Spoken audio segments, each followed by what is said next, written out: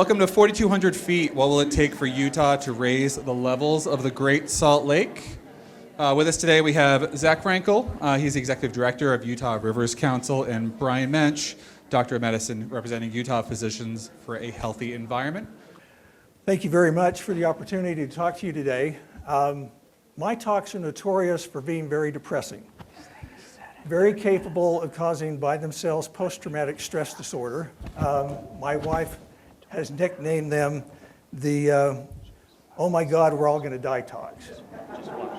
So I've decided to make this one a lot more upbeat and take a cue from Martin Luther King and his famous speech, I Have a Dream.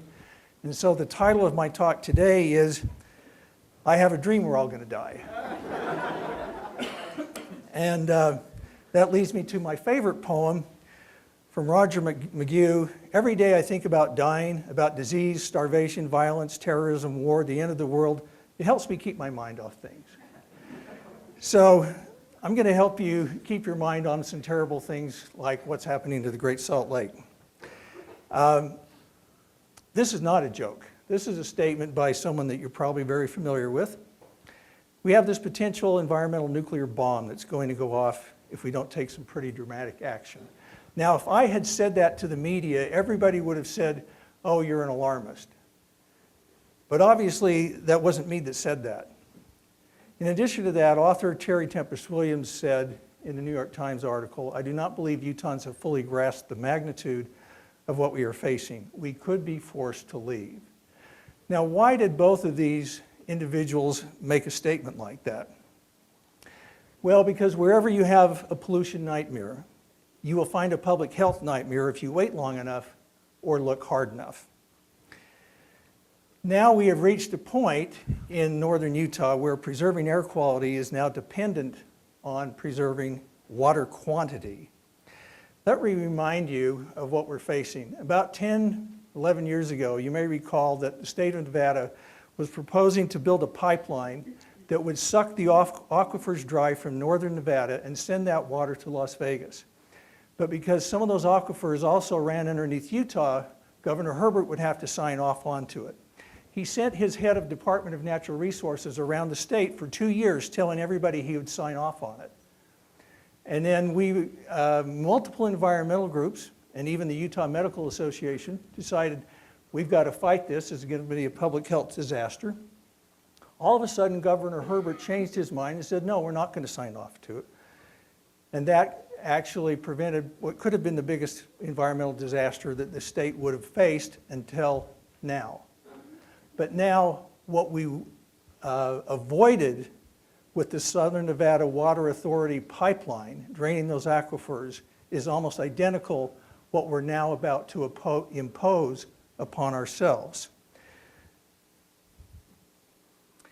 My nickname for Utah's air pollution problem is Utah's airpocalypse.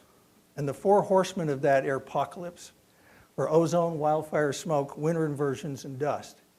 Now, almost all of you, I'm sure, identify fairly easily with the idea that we're going to have a big dust problem with the Great Salt Lake, and that's probably why everybody thinks this is a looming public health disaster. And that's true, but there's more to it than that. A dying Great Salt Lake is going to have an impact on other aspects of these four horsemen of our airpocalypse. As you can see there from the photo of the shrinking Great Salt Lake, the increased reflectivity of the dry lake bed will increase ozone formation, as does the decreased evaporative cooling that the lake provides. Also, the lake helps decrease actually our PM 2.5 winter inversion problems because it increases airflow and the humidity increases deposition of the particulate matter on not only the lake itself, but on surfaces throughout the valley. Probably also will have a similar effect on wildfire smoke. So yes, the dust storms are what we're all afraid of, but it's more than that. The shrinking of the Great Salt Lake will have an impact on all of these other sources of air pollution. Now we're going to dive into Biochem 101 here for a minute. All of you are sitting here with the benefit of somewhere between 40 and 100 trillion cells, depending on a lot of different things. Not just your size, but every one of those cells is going through this sort of a microscopic battle. I don't know if we have those same sort of costumes on our cells, but anyway. What's going on inside every one of those cells is a battle between free radicals and antioxidants. Free radicals are atoms or molecules with an unpaired electron. They're unstable, they're short-lived. They attack other molecules. Antioxidants, on the other hand, are scavengers of unpaired electrons. Free radicals like reactive oxygen species, reactive nitrogen species, come from normal metabolism, from exercise, but also from environmental toxins. And antioxidants like glutathione, ubiquinol, uric acid, bilirubin, albumin, and dietary sources are what keep those free radicals at bay. But if that doesn't happen, if you don't have enough antioxidants or you have too many free radicals, what you have is a vulnerability to disease like cancer, atherosclerosis, and diabetes. Another word for that is oxidative stress, where free radicals are overwhelming the body's capability of mounting antioxidants in defense of that. The end result is decrease in protein and ATP synthesis, decreased mitochondrial efficiency, and DNA damage. All of this is the molecular hallmarks of aging. Another way to think about it is endogenous chemical inflammation, which is the foundation of most chronic disease. So when you see something like this over the horizon, instead of thinking of it as a dust storm, I want you to think of it as a free radical storm, because that's actually what's going on.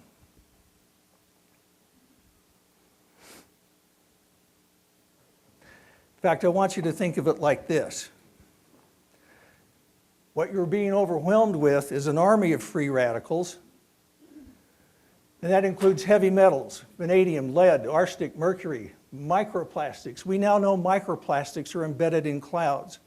Radioactive isotopes, strontium, barium, uranium, air pollution, toxic particles and toxic gases, sodium chloride, which is also toxic to many organisms, microorganisms like cyanotoxins, and toxic chemicals like pesticides.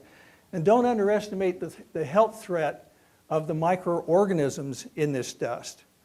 1 gram of dust, which is about a teaspoon, can contain 1 billion microorganisms that are capable of transmitting diseases like SARS, meningitis, and coccidioidomycosis, which is the fancy word for valley fever. We have now, over the last several decades, about 70,000 studies on air pollution that show basically this message. Just about all the same diseases that we know are related to smoking cigarettes are related to exposure to air pollution. Heart attacks, strokes, acceleration of the aging process, sudden death, cancers, brain diseases, cognitive loss, behavioral disorders, all types of lung diseases, arthritis, osteoporosis, impaired fetal development and endocrine and bowel disorders, poor pregnancy outcomes, and fetal fertility disorders. Air pollution is the #1 environmental cause of human deaths, contributing to 4 of the 5 leading causes of death, and is responsible for about 1 in 5 deaths worldwide.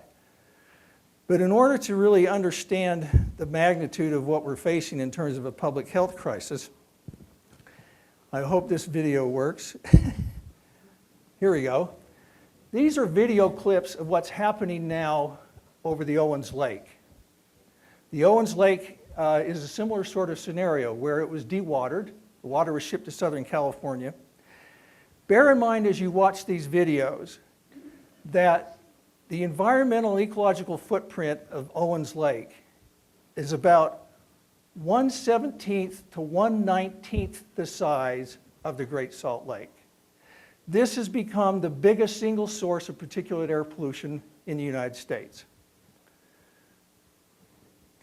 Look also at what's happened to the RLC. In 1960, satellite photos show it looked like what you see there on the left, and today this is what it looks like now. And for basically the same reason. So much of that water has been diverted for agricultural that the RLC is now a shell of its former self. Well, we do have some fairly good, and here's an example. The RLC now is really basically the Aralcom Desert. And regional climate changes have been the end result of the dewatering of that lake. Now we have some fairly good health data on what's the consequence of something like that. On an average day, about 200,000 tons of toxic dust are suspended into the atmosphere that reach Europe and Asia and thousands of miles away. Life expectancy has dropped in the area 13 years. 87% of newborns are anemic, 5% have birth defects. Child mortality rate and maternal mortality rate has skyrocketed, and a host of other kinds of diseases, things that we've never thought are part of the public health scenario now, are now common in the area. So when Terry Tempest Williams says, "I do not believe Utahns have fully grasped the magnitude of what we are facing, we could be forced to leave," this is what she's talking about. Now, I need to give you a little bit of detail about some misconceptions about air pollution. Unfortunately, you'll see stuff like this from the DAQ. Now, this is not the DAQ's fault because they're just parroting or redistributing warnings from the EPA. But this is frankly scientifically incorrect. Orange quality air quality is not unhealthy for sensitive groups. It's unhealthy for everybody that has two sets of lungs, or two lungs, excuse me. If you have one lung, it's even worse. But this is scientifically inaccurate, and we should stop trying to disseminate this kind of information to the public. It's not accurate in any way, shape, or form. So the first concept that we need to get clarification on, there's no safe level of air pollution for anybody. I'm going to end here in just a second and hand the ball off to Zach. And here's one of the reasons why this is important. This is a graph on the x-axis going in that direction of concentration of air pollution. On the y-axis going up is health outcomes like sudden death. As soon as you get any sort of air pollution at all, we're getting increased rates of community death. And you'll notice that at that curve, the steepest part is where the lowest doses are. That means that per unit of exposure, most of the health impact is actually happening at the best air quality. In fact, one study found that 99% of deaths due to air pollution occur in areas that meet the EPA standards. That's a reflection of this curve. So if we add any sorts of air pollution at all to our overall atmosphere, with dust storms aggravating our ozone, aggravating our PM 2.5 problem from the disappearing lake, this is the end result. I'm going to hand the ball off to Zach.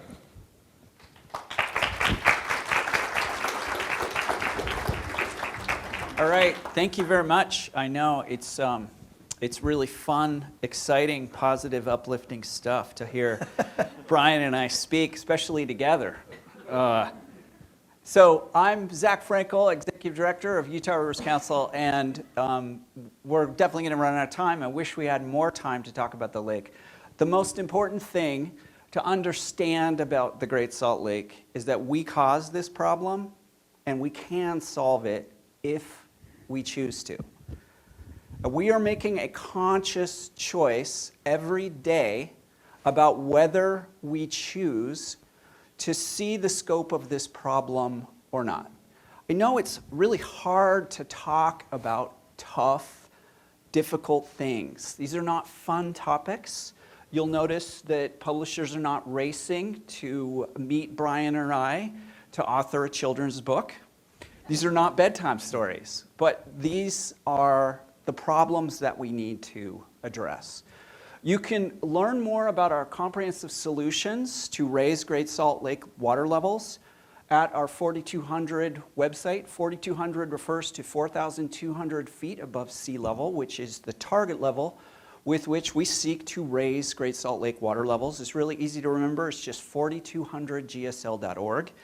And the 4200 project is a comprehensive solution to engage to engage the citizenry of Utah in holding our elected officials accountable for saving the Great Salt Lake. And honestly, we're doing a terrible job of that right now. We are letting our elected officials run roughshod over us with all kinds of bogus gamesmanship because they don't even have the beginning elements of a plan to save the Great Salt Lake. So let me show you what I mean. So 4189 is the elevation that set the record low of the Great Salt Lake in 2022. And Mother Nature kind of played a trick on us. She gave us the biggest water year in 4 decades, and that removed the public concern and urgency to save the lake. Many legislators told us last session that they think the lake has been saved, okay? Because we had a big snow year, right? It's like saying my financial security strategy as an individual is winning the lottery. It's literally like that. Because what we need is to deliver, So the Great Salt Lake came up 5 feet from this 40-year snowpack. And what you're looking at here is the reason the Great Salt Lake water levels are racing down. This is a breach in the causeway. Great Salt Lake is really like 2 ecosystems, the south arm and the north arm. And what the state is preparing to effectively do is abandon the north arm. There is no plan to comprehensively put water into the Great Salt Lake. The causeway here, as we're looking south, shows water from our tributary runoff from our snowpack flowing through this breach in the causeway into the north arm. And the state's probably going to put a breach, it's probably going to dike this again to keep that water, that runoff, from flowing into the north arm. There is no plan on paper to deliver the water volume needed to raise the Great Salt Lake. It's been estimated that by the time all that water going into the south arm makes it through that small hole into the north arm, the Great Salt Lake will only be about a foot higher than the record low of 2022. Which is another way of saying the clock has started ticking on the next record low for the Great Salt Lake. Could be the fall of 2024, maybe it's 2025, but it's only a matter of time. Because to raise this water to 4,200, we need 8 million acre feet of water. Now, very few people know how much water that is, so let's answer the question, how much water is that? So if we convinced every man, woman, and child in all of the cities of the Great Salt Lake to stop using water for a year, and we convinced all the farmers in the Great Salt Lake Basin to stop using water for a year, it would still take 4 straight years to raise the Great Salt Lake. It's a lot of water, so we need a plan. Now, you would never go to your couch and throw off the couch cushions and look for the loose change and then walk into a bank and say, this is my down payment for $1 million mansion, right? Because they're going to go, security? That's effectively our plan. We have no plan.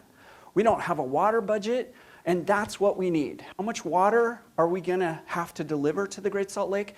Well, it depends on what our mortgage is, how quickly we're going to repay. Okay, so if we're going to take 5 years to deliver enough water, that 8 million acre feet, to raise it to 4,200 feet, we need 2 million acre feet of water in addition to the runoff we're getting now. Per year, 2 million acre feet. Wow, so remember, that means half of the entire population stop using water for 2 years, right? Every single year. That's not going to happen, right? And all the farmers for 2 years, right? So 5 years isn't going to get us enough time. 10 years, 1.1 million acre feet, all right? And 20 years, about 750,000 acre feet. We need a plan. And if we're not willing to make a plan, then let's be honest. Let's be honest and say we're not really working to make it happen. Let's get elected officials that are willing to have this sober conversation with us. And let's stop worrying about criticism. Come on, guys. Let's solve this problem. We can do this. We created it, right? So we have a range of policy solutions in our guidebook. And here's just a quick overview of the categories. You know, Utah water law is complicated, all right? But there are many, many, many opportunities to deliver this water to the Great Salt Lake. The challenge is the interests that are making money off of these upstream water diversions have got to be regulated in a way where we can deliver enough water, right? So this is the question. Are we more interested in placating all of the interests that are making money diverting upstream water from the Great Salt Lake? Or are we more interested in saving the Great Salt Lake? We simply cannot do both. So we have to have a conversation about what we want to do. Now, this wonderful, courageous senator, Nate Bloom, stepped forward to take the first step and set a goal to establish a lake elevation goal for the Great Salt Lake. So this is a wonderful piece of legislation. Unfortunately, we couldn't get it out of committee. We worked with Senator Bloom, and he's a very articulate and wonderful young leader, wonderful man. I'm older, so I can call him young.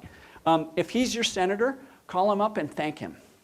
We've got to figure out how we establish a goal for the state of Utah. That's step one, because if we can establish a lake elevation goal, this legislation said 4198. We picked that elevation because that's that minimum healthy level, right? We choose 4200 because it gives us a buffer. But if we say it's 4198 is our official state goal, that's fine. It's a little less water that we have to deliver every year, but at least we have a goal, right? We're not going through the couch cushions looking for loose change. We're figuring out how we're going to save up enough water for the Great Salt Lake. So we've got to get this legislation passed, step one. The second thing we have to do is we have to fix Utah's broken in-stream flow law. We keep hearing that it's been fixed, which is unfortunate. We're unable as a community to talk about how broken it is, which is unfortunately on all of us. What we need to do with the in-stream flow is allow individuals the ability to permanently designate water to the Great Salt Lake, okay? And that's how the Utah law looks at it, as individuals. But what we really want are third parties to be able to maintain in-stream flows. The Nature Conservancies, the Trout Unlimiteds, the Ducks Unlimiteds, the Utah Open Lands, the conservation brands that can be relied on permanently to put water into the Great Salt Lake. Because now the Utah law only allows these 3 state agencies to designate water on a permanent basis to the lake. Now you might say, why does it matter? Why can't these 3 agencies solve the problem? Well, there's a range of reasons. First of all, if the governor, some future year walks into the door of any 3 of these state agencies and says, I know we put water to the lake through the in-stream flow process for one of these 3 agencies, but I want to transfer that water to a new water project. There's nothing that we as taxpayers can do to stop that, okay? But if the conservation brands, which routinely protect land and water across the country, are allowed to do that, then those elected officials do not have the power to take away that water. Now you might say, Zach, why are you being paranoid? Why on earth would we need to worry about whether these 3 state agencies can be trusted to be free of political entanglements over the course of our lives for in-stream flows? Well, of course, the reason is this mega water project. So this is the face of insanity in Utah government. Okay, Bear River Development, in case you don't know, is a proposed $3+ billion water diversion that every single person in this room put money into today through their sales taxes. We as Utahns are paying $60 million a year into a construction fund to divert the single largest source of water to the Great Salt Lake, the Bear River. Bear River provides 60% of the surface water inflow to the Great Salt Lake every single year. And Utah, in partnering with Idaho, wants to build a new water diversion. You can see on the map in brown, you can see this black line. This is the proposed Bear River Development Corridor to deliver residents primarily driven out of Salt Lake County, additional lawn and garden water, all right?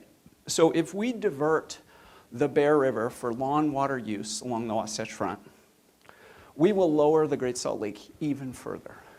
And we have worked for decades at Utah Rivers Council to try and kill this project. In 2002, we got legislation passed that removed the 2 best dam sites.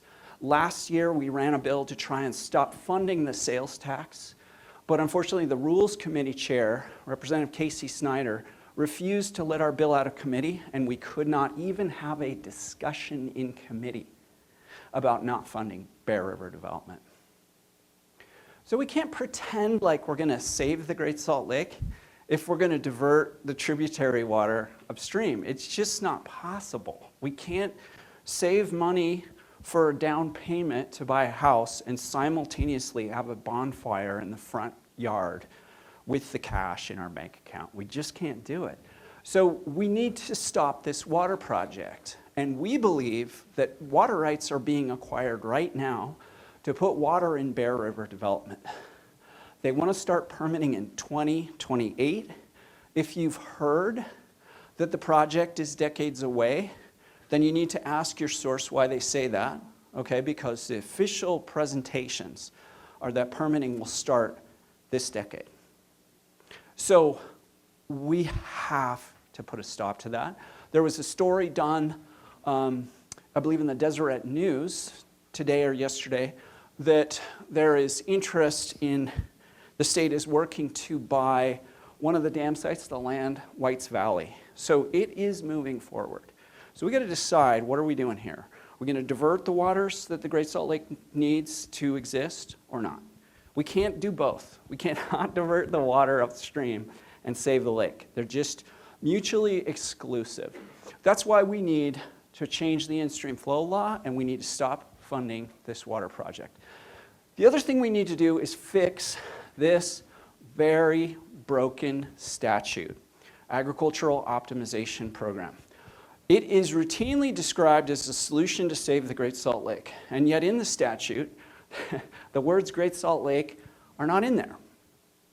It is a program in which we, the taxpayers, are putting money to make our farm delivery system more efficient, right? Because our farmers, they do want to save water, all right? There's a lot of interest in participating. They're inherited a water diversion system to irrigate with that was constructed 100 years ago without a lot of capital. So we have these dirt canals seeping water into the ground. So we, the taxpayer, are investing in trying to make these projects more efficient. That's all great, all right? The problem is the water is not making it to the Great Salt Lake. There's a lot of hopes, wishes, and dreams that it will, but there's no requirement. And that could be fixed. So this is showing the current paradigm of Utah taxpayers investing money into making these farm producers water efficiency, their water delivery system more efficient, all right? But 100% of the water stays with the producers, all right? Unless they lease the water to the water trust that was created. There's all kinds of challenges of transferring that water, but there's most importantly no requirement that that saved water that you and I have paid for to go to the lake make it there. And the reason is because we're not following the model that Oregon and Washington have, which you can see here.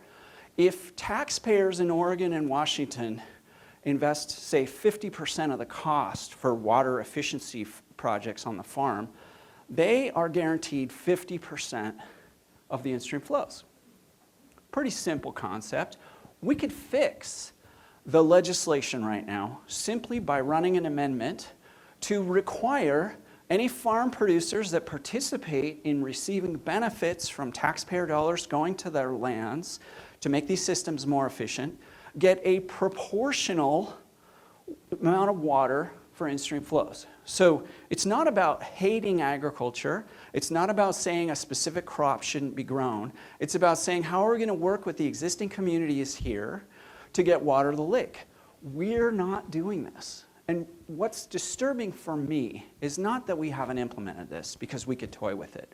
What's disturbing for me is that we can't have a discussion about it because we don't allow critics in the room to address the problems. And that's how you can all hold your elected officials accountable. Are you comfortable having a discussion about fixing it? Or is this about letting the water lobbyists that are benefiting from receiving 100% of the taxpayer money into these projects receive 100% of the water? It's pretty simple. So we got to decide, Are we saving the lake or not? If the answer is yes, it's up to us to hold our elected officials for what we want to happen. You can learn more about this at our 4200gsl.org project. And I'm out of time, so Brian and I'd like to open the floor to questions. We are going to have time for one question, Zach. One question. Yeah, we're tight. All right, so who gets to be the lucky questioner? I have a question for you, Brian, if nobody's going to ask. When we were talking the other day, and you were saying those of us that are residents get exposed to these dust events, as an MD, do you have advice for us if we are exposed to one of these Great Salt Lake dust storms? What we can do you think you mentioned it was several weeks for our bodies to be able to process this assault of these chemicals. Do you have any suggestions for how we can adapt? Well, one of the things I didn't get a chance to say in my presentation was there's this common misperception that if we have, say, 15 dust storms a year, which is about what we're averaging now, that the health impacts are relative to those 15 days. That's not the case, because the dust, pollution particles of any type that you inhale now are still in your body frequently, or most of them, for 3 months, maybe longer. Some of them never leave. So physiologically, that little diagram that I showed you of what's happening to all your 40 trillion cells, that process is still going on for weeks, maybe months after the pollution event. So 15 pollution events related to the Great Salt Lake does not mean you have 15 days at risk. It means you have 15 weeks, maybe many months. And so what you need to do is consider the fact that whatever sort of exposure you have, the impacts are lifelong. They need to be mitigated in every way that you can. We've spent the last year and a half getting air purifiers in all the schools, classrooms in the state, or 70% of them. You should do that in your own home. You should get an air purifier, put it in your bedroom, and there you've got 8 hours of cleaner air than you would have otherwise. Actually, antioxidants are helpful in fighting off the consequences of air pollution, as I tried to outline. And that includes, fortunately, things like dark chocolate. Now, don't go to your legislator and say, look, we've solved our air pollution problem because we're all going to start eating dark chocolate. But there all are things you can do with your own personal behavior that can help protect you from this. But there's a limit to how much that can really solve any problem. We have to have better public policy, as Zach is outlining here, to protect us from looming disaster. Well, thank you all. We really appreciate it. If you want us to help put your kids to bed at night, just reach out. We're happy to tell them these wonderful stories, and we thank you for your time.